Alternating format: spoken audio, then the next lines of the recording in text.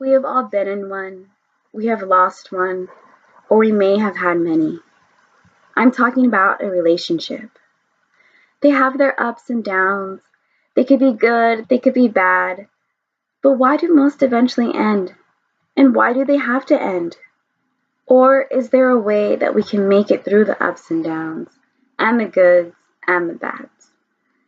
It takes something that everyone has. I have it, you have it. Those things are courage and strength.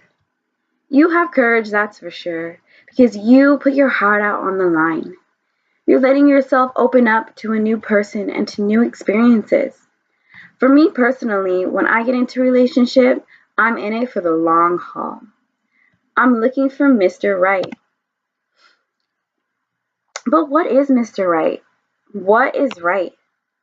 The definition of right says morally good, justified, and acceptable. So that's what I'm looking for. I'm looking for someone who is acceptable, morally right, and justifiable. I thought about something that happened to me when I was growing up. I have an older sister, and she would always compete with me.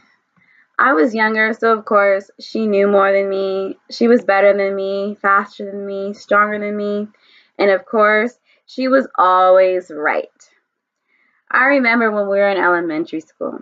We would sit at the kitchen table and we would work on our homework together. I was practicing my penmanship and how to trace letters and write certain shapes. My sister noticed that I was using my left hand, and she told me I was doing it wrong and that I should use my right hand because it was right and it was better. I began to try using the other hand, but it was harder for me. I would get frustrated and I would give up. She would continuously laugh and pick on me. I'm not gonna lie, it really did hurt me. It felt unfair. I really wanted to use my other hand, but I just couldn't. It didn't work for me, and there was nothing I could do to change the way that I was. One day, I eventually told my mother, and she explained to us that I was doing it right. I could use my left hand or my right hand, whichever one worked best for me. I felt proud and accepted that day. For once, I was right and she was wrong. I felt special because I was different. And even though my sister still picks on me to this day, she and I both have learned to be right and to be wrong. And even better, we learn to accept each other's differences. We should be able to put this kind of mind aspect into any relationship, not just our family relationships. This idea of being right and being wrong and being able to accept each other's differences, this could really help us make a relationship last, a romantic relationship. You have to put your time and your effort into this person, but you don't have to give up. Just because they weren't Mr. Right or Mrs. Right, it takes strength to see them as something other than being right. It takes strength to see them as morally good and acceptable. Like I said, you already have courage. And yes, you have the strength. If this person and your relationship is important to you, then you can make it through anything. Anyone could just give up and walk away because it's just the easier thing to do. You need strength to stay and to accept this person for who they are. It's in you.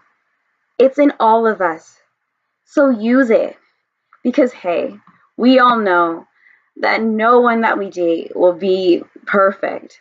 And now we know there is no Mr. Right.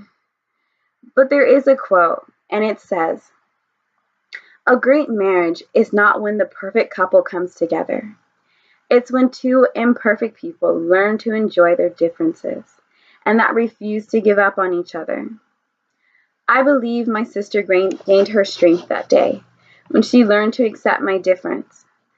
She uses that strength today to make her 5-year marriage continue to grow. And as for me, I found Mr. Acceptable.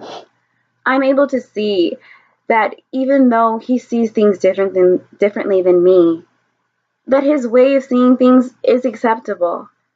And I'm okay with sometimes being wrong, even though I prefer to be right. You have the courage and you can gain the strength to never give up because Mr. or Mrs. Morally Good is out there and they're waiting for you.